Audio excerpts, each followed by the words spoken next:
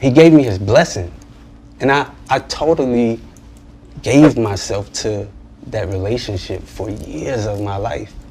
Hey guys, and welcome to Little Black Book. You know what time it is. It's good to have my voice back because it was moving mad. Talking to you guys about August Alsina and Jada Pinkett Smith. It seems like the Smiths have been in the news quite a bit for the past few weeks.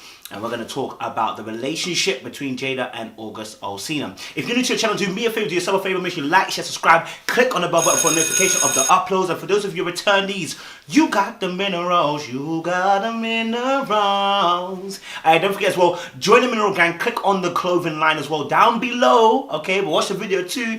And also as well, if you want to get one of these lovely hats shader, make sure you use the Littleblackbook91 on the link down below in the description as a code and get 10% off. All right, let's talk about it. So recently, August Alsina, just the other day with Angela Lee, did an interview where they were talking obviously about everything about life, and the issue of Jada Pinkett Smith came up once again. Now, what was the real situation with Jada Pinkett Smith? Because I don't know if you were pursuing her or you guys had just a close family type of relationship. I want to make this very, very clear.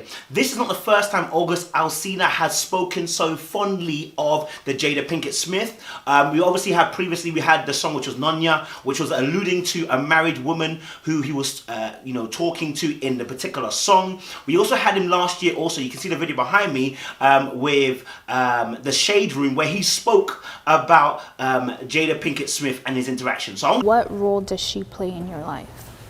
I want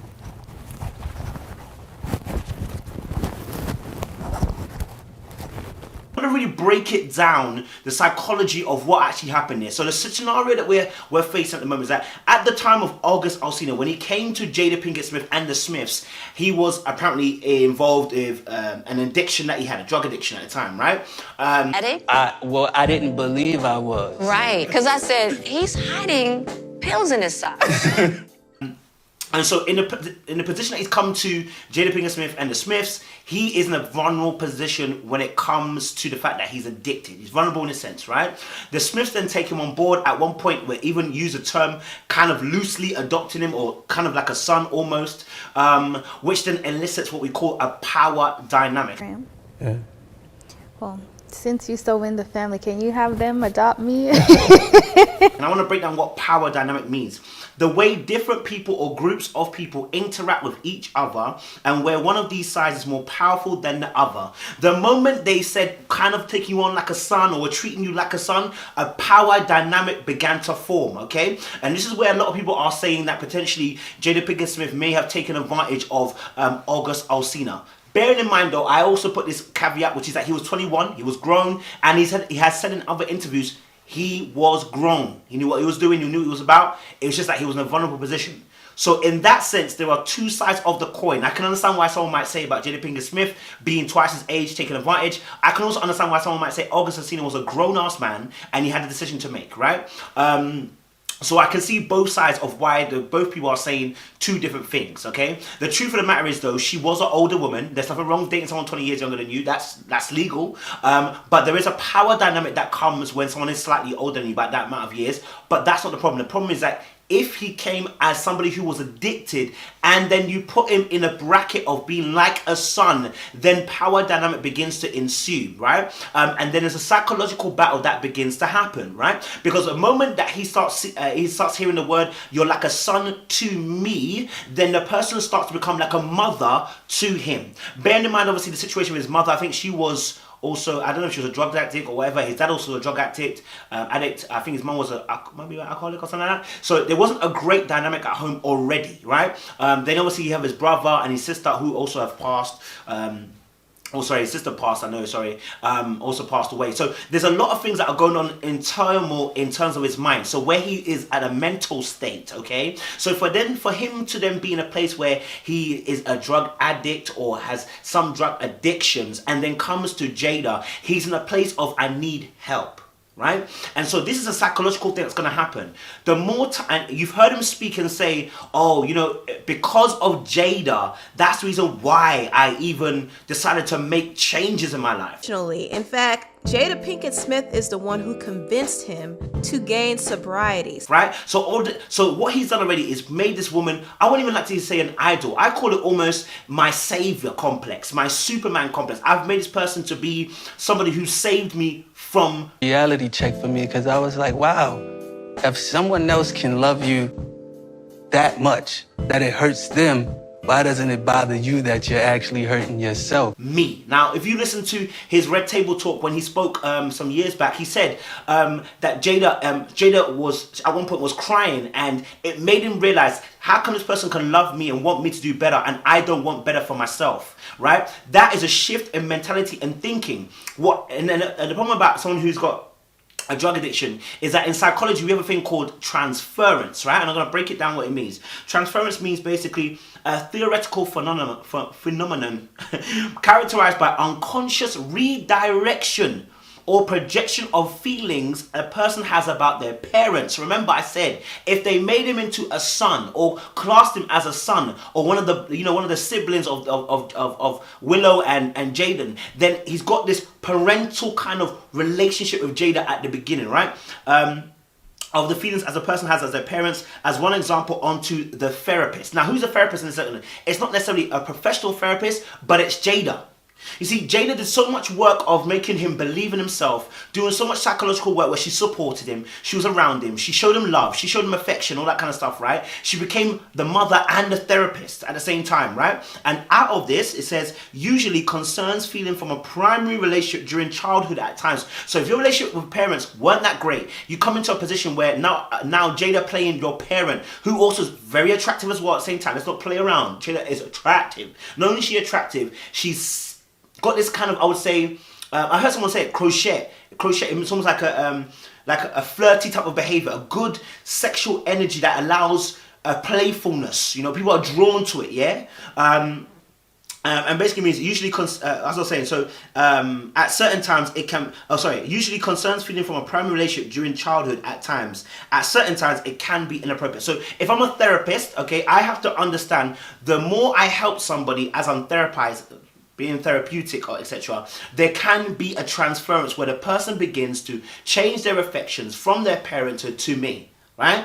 And in that, there lies a power dynamic, as I said to you, right? The relation between two sets of groups. That's why in work, you see that they don't allow, they go against, they say, oh, we don't really want to have a boss and an employee dating because of the power dynamic of how someone can be manipulated and how somebody can be taken advantage of. That's why. So I'm not trying to say Jada is a certain way. I'm just saying here, power dynamic as to why August Alsina has such a heavy, and the way he speaks about Jada is the same way that she spoke about Tupac, and the way that Literally never been in love in that kind of a way. So much so that being intertwined in that way, walking away from it, butchered me. Tupac speaks about her, and I'm wondering whether we got a Tupac 2.0.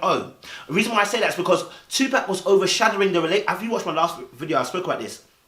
Tupac was pretty much a shadow on the relationship between Jada and Will, all right? The way she spoke about the relationship and the chemistry and the kind of vibes that she had with Tupac, there is no way Will met that.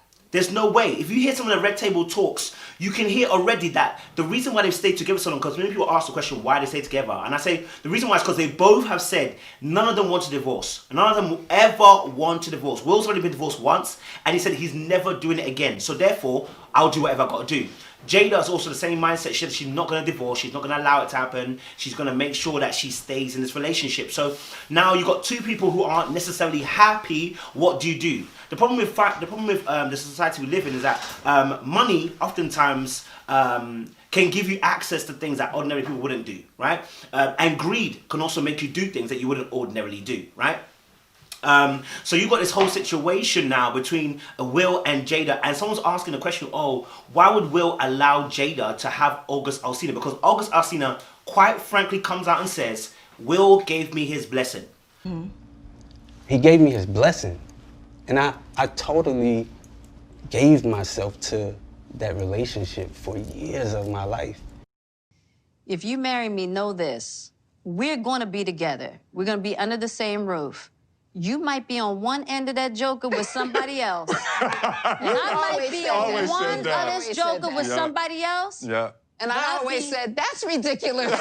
But we're going to be in this joker together. Yeah. So that's what we are. So yeah, when you see, they've also been in an open relationship. So, and there's questions around Will, whether he's bisexual, or whatever. I don't really care. But they obviously have some type of arrangement, okay? And I think that was alluded to. I think Willow kind of stressed about having polygamous relationships, and Jada never said anything, and she kept quiet about it. So that kind of, again, fueled the fire. There was a video I watched where Will Smith was getting a massage by a man, and he said, obviously, only a man knows what a man wants. Only a man knows what a man needs. Whatever, and then the way Jada looked at him looked a bit like, whoa, what does that mean? So people kind of read into that. But the most important thing is we're talking about August Alsina being given rights to continue a relationship with Jada. Okay, now you have to understand something. When you get into a relationship which is illicit, which is illegal, which is not correct, you lose them how you got them, right? You lose them how you got them. And the thing about the August Alsina was that when he entered into the relationship with Jada, he understood that obviously this potentially would have a time and a season, right? Now, when you have that is what we call holiday season. I call it a holiday feeling. You know, when you go on holiday and you meet someone, it makes you feel like, oh, I really like them, but really it was just a holiday feeling. You was on holiday, you have free time, you know, everything like that is honeymoon phase, right? And then when you get to reality, you realize, actually, I don't really have that much in common with that person. I'm not really feeling them as I thought I did, right? And so what August Alsina was embroiled in was, number one, having the fact that Jada was like his mum. Jada was like his therapist. Jada was also Superman to him because she pulled him from the addiction. And so now you've got this dynamic of then entering into a relationship or some type of relationship where they're exchanging all sorts of things to build this to build up this love and this connection. You know, you hear him speak so fondly, saying that, you know what, like he's never experienced a love so like this, like, to the point where my man said he's willing to die. If he died, he would know that he's known love, right? And I want to just put this disclaimer across. The Bible says about, obviously, the marriage bed should be left undefiled, right? Having an extra partner, threesomes, all them kind of things, they are defiling your marriage bed. I don't understand why you get married to have an open marriage. It makes no sense. Stay single. Or do you know what I'm saying? Like, and when people say, oh, you can't judge or you can't have your opinion, I'm like, yo, listen, the moment you say you're going to get married, there are rules, there are standards that we have towards marriage. So you know, they've always been in an open relationship. So, and I don't understand, I don't get why you'd be in an open marriage when you are married. This whole point is that two people are meant to come together and work with one another. See, marriage is meant to be this image of what God has for us, like that God was never forsaken us. He never left us. He never divorced us. He never left us alone. He never said I'm gonna be unfaithful because you're unfaithful. He said, no, I'm gonna be faithful even though you're unfaithful, because my word, who I am, is faithful. You understand? So I'm faithful when you're faithless. And that's what marriage is meant to represent. It's meant to represent this hardship. That's why the Bible says love covers a multitude of sin. Love doesn't count no wrongs. You know what I'm saying? Love is enduring. Love is kind. Love is generous. You know what I'm saying? So the love is this. So when you tell me love is that you can have somebody else's wife, that ain't love. You see, you may think it's love. It's temporary. It's lustful. It's full of self, right? That's my biblical kind of stance point. But then back to the situation, the way he speaks about her so glowingly. It's fun too. Right. It's I can feel the way you speak about her, because that's not the first time. It lets me know that there has been, I know that there's a lasting impact by what Jada has done. And this kind of impact is only made when I believe that there are a combination of things that have made that person greater than they actually are. So there's another terminology I like to use on, which is called halo error or halo effect. And basically it means a tendency for positive impressions of a person, company, brand or product in one area to positively influence one's opinion or feelings in other areas. So the fact is, Jada saved him. Let's say Jada, quote unquote, saved him from a drug addiction. Yeah, Jada's a very pretty woman. She's well groomed, well dressed, well spoken, well mannered, and then all of that makes the person's all the other qualities be boosted up. Right? You boost all the other qualities because you believe that because of what you've seen as an outward appearance, they are all the other stuff. Right? So a bit like let's say you saw a picture of a really pretty girl, hair all done nicely, makeup looking freaky, everything like that. The words that might be attached to her, oh, she looks generous. Oh, she looks kind. Oh, she looks like she's an endearing person. She looks like she would give me some, you know, would be, I don't know, whatever you want, positive things you put on top of it, right? And so we have these aspects. So when obviously you have someone like Jada, and like I said, that Augustus as well was so young at the time as well, in 21. I'm not saying he was illegal, he was just 21. And someone who's older, there is that kind of mystique of looking at an older woman. There's a power dynamic here. That person's got experience, and there's something about it, that pseudo about it, that makes a person feel even more, you know, like I'm attaining something. And this is where it is. The reward versus the risk. Attaining something at a big risk, therefore the reward is huge. And when you feel like the reward is huge, and the risk you took was huge, what happens? A person wants to cling on even further on. Right? It creates this very, very strong, impressionable feeling of attachment to somebody. This is what I'm seeing for Alsina, right, towards Jada. Because you have to understand, Jada was always going to exit this relationship. She was always going to leave. That's why Nunya is a song that he sung, that like you were a great actor, right? And the reason why is because she was always going to leave. Was it even real for you, or was it just me? Were you just using me? Yeah? Or was it two-way streak, right? But the moment he claimed her to be an actor, he's saying, listen, your actions are telling me that, actually, I don't know if this was true, you know? And because of that, you know, the intense, and you know, there's something about in psychology where we talk about the feeling of rejection, right? I'm gonna read something else to you guys.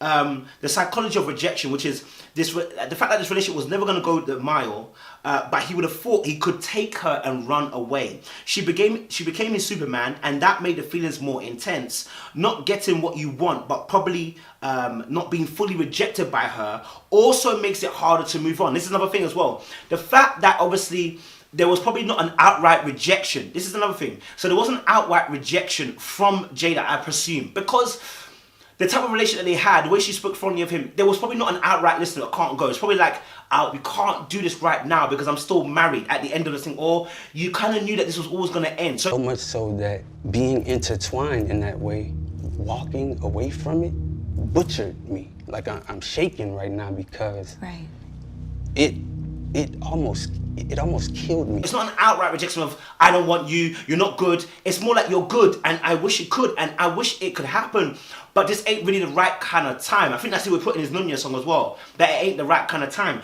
And this is all important because of where it goes to and what happens to the mind. So if someone says, oh, it's not quite the right time, ladies, you can attest to this. When a guy says, oh, I'm kind of building my empire, it's not like he's saying no outright. So it's not a full-on rejection and you don't feel it as much. It's almost like a gentle letdown. And so therefore there's always going to be parts of feeling in there that don't die, right? That's what creates the intensity of feeling, because you know that that thing hasn't ended necessarily. Jada is a friend that everyone should have. She is one of the main reasons of my restoration in people and in humans and in women. She has played such a huge role in my life, recovery, and my willingness to do and be more and better of a man and human for other people on this earth. And also, and obviously as well, you know, we talk about love being like a drug sometimes, yeah? And so his addiction switched from the drugs to her. And now he's having to wield himself, not of the drugs, but of her. Because remember he said that she's the one that helped him get off. Basically, she's the one that literally pulled him off. Basically the one that saved him. Now his addiction has switched to her, right? And that's what it makes it difficult. When you're trying to wield yourself off somebody else, it's very difficult. You can testify to trying to when you break up somebody, how it feels. It's like you got the Joneses, yeah? Exact same feeling, right? But in an interview, how so many people are eyeing him up, side-eyeing him. He lost friendships, he lost business from it, etc., etc. And he was quiet about it, right? And so now he's coming out to kind of give his kind of side of things. And it's very, very interesting because his interview here... Good. You know, I don't like drama. Drama actually makes me nauseous, you know what I'm saying? And I also don't think that... Angela Lee is very different to the interview he has with Shade Room. And what I mean by that is the psychology of body language, okay? Watch him in this interview. First of all, watch the clothing he's wearing, okay? The clothing he's wearing in this particular interview, a very mismatch of stuff. It works, but it's mismatchy, right? This shows me a complication of the mind of the individual, a necessity for thinking on a more deeper, complex level. That's why the clothing is on a complex level. It's not simple one color. He's got red and orange in one of his hair. He's got, he's got a suit that is half plain, half patterned. Do you know what I'm saying? Everything about what he's wearing is complicated. It's not simple because everything about him is multi-layered. It's not smooth right now. His way his mind is working, it's complex. It's multi-layered. It's not so smooth, right? But then when you see him in the shade room, the style, the sleekness to it, but there's a more, I would say, solidified color in terms of what he's wearing, black and white, right? Very much more simple and sophisticated looking, right? I'm not saying he wasn't sophisticated in this interview. I'm just saying he went for a bit more color and a bit more vivaciousness, and there was a bit more overtness when it came to the choices of clothing. And in the shade room, he's not. Now, the shade room is so interesting because in that interview, when Jada is brought up in the conversation, something changes. When a woman asks about Jada, he's sitting up before, and as soon as they mention Jada, he lays back. And as soon as he lays back, he begins to play around with the relationship with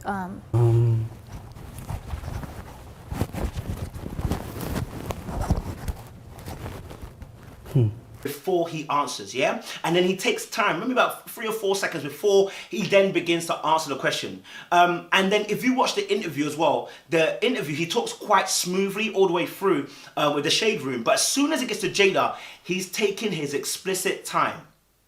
Not only is he taking his explicit time, he's laying back, right? And I believe it's for him to reflect, take time, deep the question, and then be careful of what he's going to say.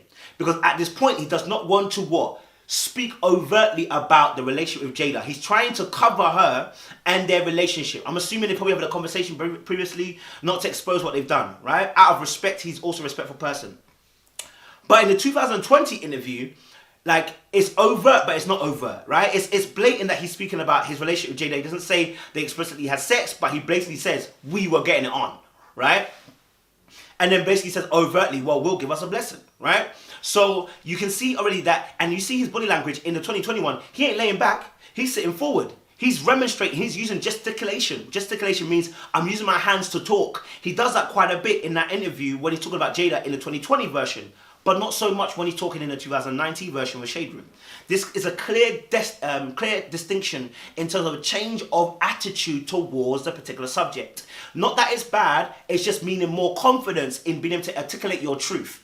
Which is what he says later on. I'm only here to tell you about, this is my truth. I've got to tell you. Whereas in 2019, it's about telling a story because you asked me a question, but I'm not going to lie. And I'm also not going to tell you, I'm going to omit certain information so there's no controversy. Right? Cool. He speaks about, obviously, how that he's responsible for his own actions, okay, and that he genuinely loves the family, but he states again how much he genuinely loves Jada, okay. So as much as he loves the family for helping him save, his focus still is on Jada, which means there is a distinct impactation by Jada. Whatever happened between the two that we kind of know is very heavily done, right? And he said obviously walking away almost killed him.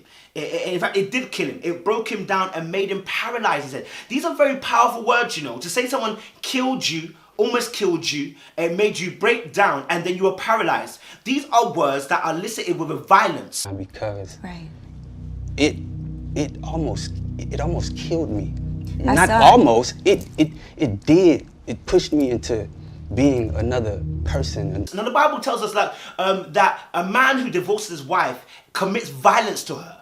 Why? Because when two become one, yeah, tearing them apart is like tearing two pieces of paper that stuck together and not expecting nothing to be torn, no residue to be left on each piece of paper. It's never going to be clean. So the words that he's using are very intentional, violent words that let us know how difficult and how painful the situation with Jada was, and how deep the tentacles go and the roots go into what kind of relationship they had. This, for him, wasn't just sex. It's emotional. It's spiritual, it's physical, it's there. You understand? It's something that they experienced. Do you know what I mean? Any confusion or step on on toes, right? You want to be honest. But I want to honor myself, and I want to honor my authenticity, and if honoring... And he kept on mentioning about the fact he doesn't want to cause confusion, he doesn't want to cause confusion, right? But he wants to honor his authenticity, and I think this is where his difference in terms of interview from here to Shade Room was much more different from last year. And then he says, obviously, I don't mind, you can bury me. Means you hate me, stone me, shoot me, crucify me, whatever. Bury me an honest man.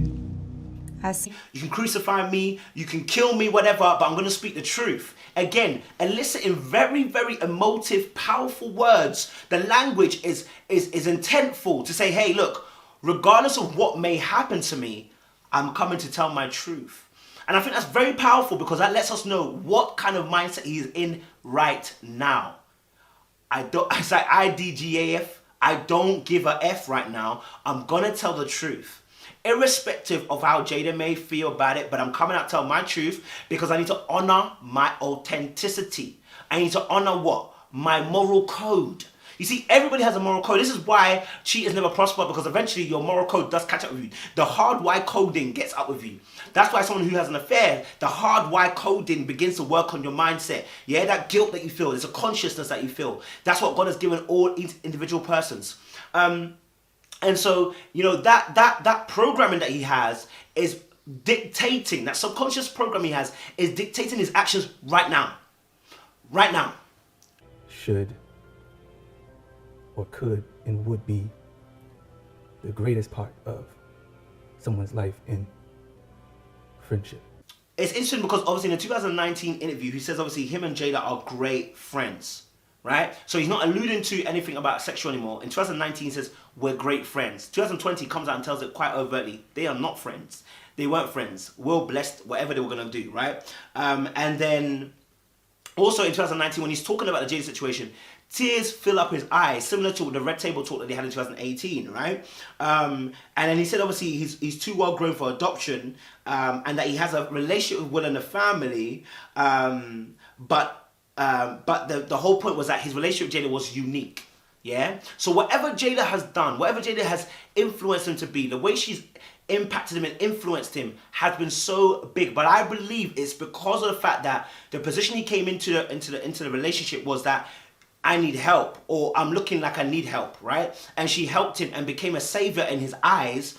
Therefore, removing Lois Lane from Superman is very, very difficult. Yeah, Superman complex means like for the person who's Lois Lane, Superman is always Superman, right? So, to the point that when she even realizes Clark Kent is Superman, Clark Kent ain't Clark Kent who she thought it was before. The Clark Kent she thought from the bureau, okay, from the newspaper, is different Clark Kent. Now she knows he's Superman. That's a different type of Clark Kent. You understand? That's a new Clark Kent. You understand? So the same way when you look at Jada, it's the same thing. It's like Jada's no longer this woman. Jada's a superwoman in his eyes for saving me from myself and from my addiction. You are the superwoman. And this is where we stand now. You know, and the thing about the whole Jada and the Will situation is that their relationship where they are, I think there's a video where she speaks about the fact that you can be this side, I can be this side, you know, but basically not divorcing. They've made it in their mind, when you listen to Red Table Talks, they're not divorcing. One thing that I've noticed about Jada also is they're very highly, Will was quite honest about his mistakes that he makes in the relationship. Jada's quite honest as well, but she really does stick it on Will about some of the things that he does. Almost as if that he was never good enough. And I feel like Will was never good enough. And he wouldn't have been good enough because already he started on a back foot with the whole Tupac situation. But the problem was how you got Jada is how you were going to lose her, bro. When you decided that you were going to come to the studio and you were meant to come for even another girl even. You weren't even meant to come for this girl, right? The whole original story of him and Jada, he was meant to come for another girl. That is going to set a sense of insecurities not only in your head as well, but also in her head. How you got her is how you lose her. Lesson of the day, guys, is how you get them is how you lose them. August Alsina got Jada from another man, and that wasn't love. How you got her is how you lost her. Will got Jada from when he hadn't finished his whole marriage and etc. Hadn't really finished, if you want to call it that, and was kind of starting a relationship anyway previously before that. It's how you're going to lose them. It's how you're going to lose them. So, guys, I'm going to leave it there. I don't know what your thoughts are. Let us know what you think. But I think it was a very powerful interview by August Alsina. If you want to know more about these, or you want to see more videos by LBB, Little Black Book 91, where we break things down, please do comment in the section below. Let me know what kind of videos you want me to do as well. Appreciate you guys. Stay locked, stay loaded. More love.